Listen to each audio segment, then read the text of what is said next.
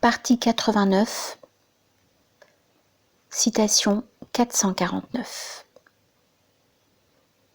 Allah subhanahu wa ta'ala a débuté l'éminente sourate Al-Qalam par la confirmation de l'innocence de son prophète, l'élu, Al-Mustafa, alayhi salatu wassalam, de la folie dont les mécréants l'accusaient, par la glorification de sa récompense en raison de sa patience face à leurs nuisances, et par l'éloge de son comportement éminent.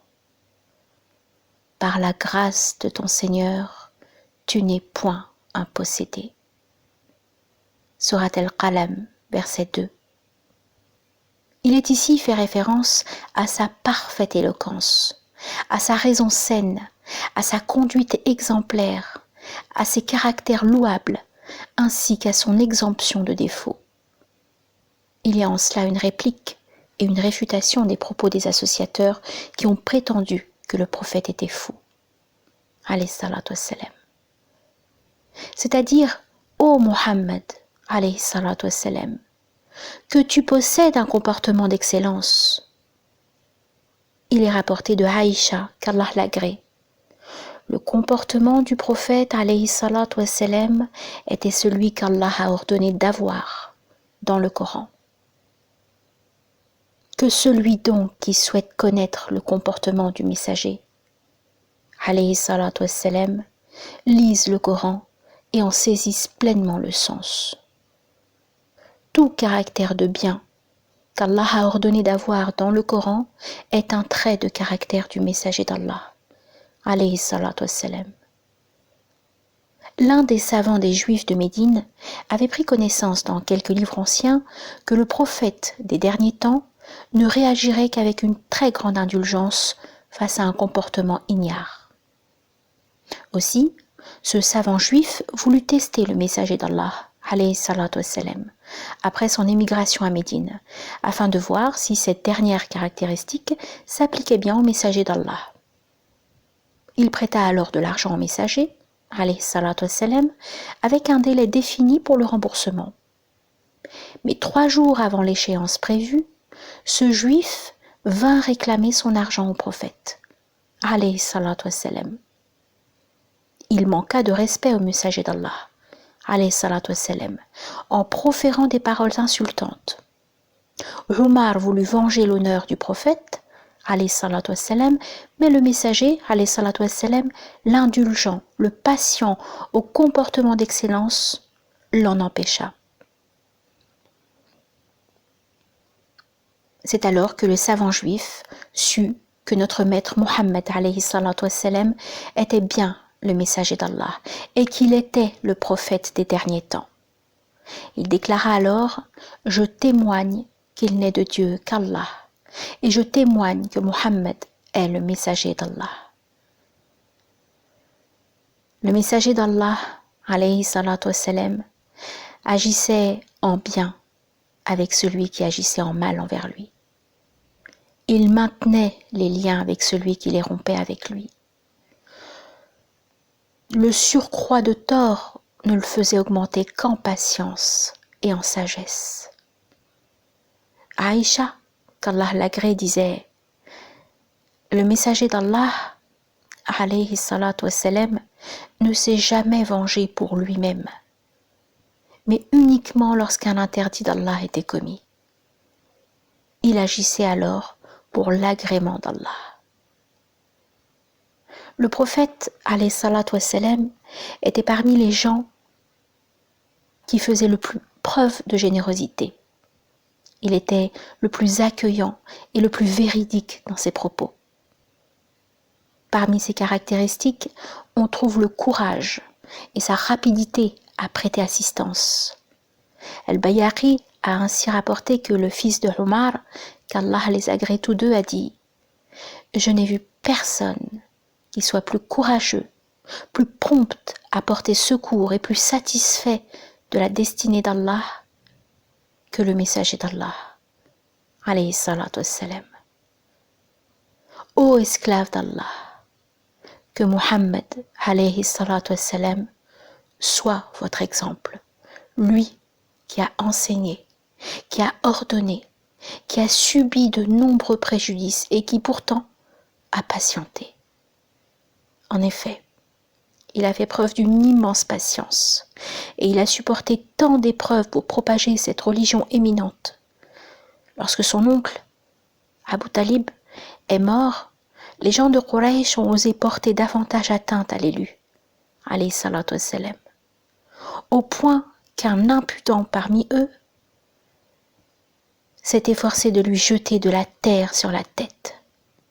Le messager d'Allah, alayhi salatu wassalam, rentra chez lui avec de la terre sur la tête. L'une de ses filles se leva aussitôt et commença à lui laver la tête en pleurant.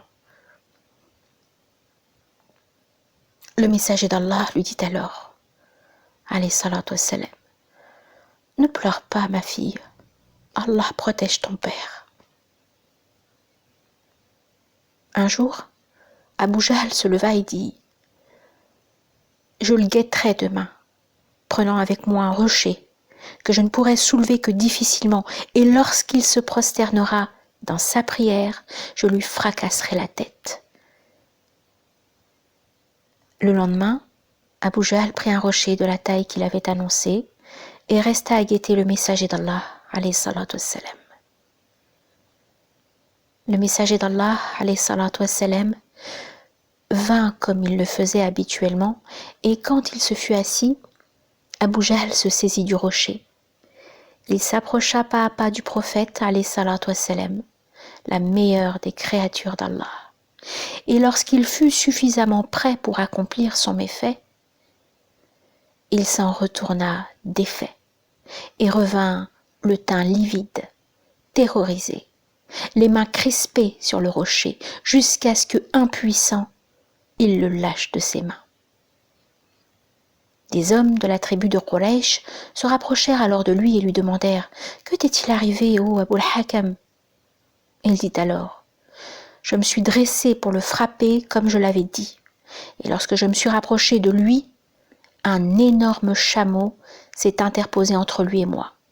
Je n'avais jamais vu de chameau avec une tête pareille.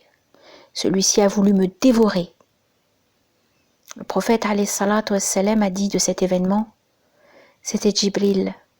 S'il s'était rapproché encore, il s'en serait saisi.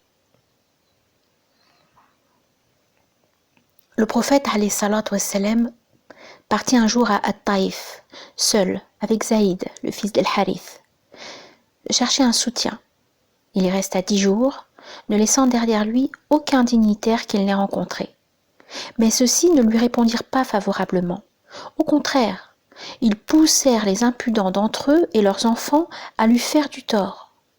Ceux-ci formèrent 2 rangées et lui lancèrent des pierres au point d'ensanglanter ses pieds. Le prophète, alayhi salatu wassalam, qu'Allah a envoyé comme miséricorde pour les mondes, fut blessé par les pierres jusqu'à ce que son sang coule de ses pieds. Zaïd le protégeait de son corps, pourtant, le prophète, alayhi salatu wassalam, fut blessé à la tête. Allah envoya au prophète, alayhi salatu wassalam, Jibril, accompagné de l'ange chargé des montagnes. L'ange lui dit, « Si tu veux, je les écraserai avec les 2 montagnes de la Mecque. » Le prophète, alayhi salatu wassalam, lui répondit, « Non, j'espère qu'Allah fera sortir d'eux une descendance qui l'adorera. » Parmi les caractéristiques spécifiques à ce prophète éminent, c'est qu'il sera le premier à saisir l'anneau de la porte du paradis pour demander qu'on lui ouvre. L'ange gardien chargé de la porte du paradis dira « Qui est là ?» Il répondra « Mohammed ». L'ange répondra « C'est à toi que j'ai reçu l'ordre d'ouvrir et de n'ouvrir à personne d'autre avant toi. »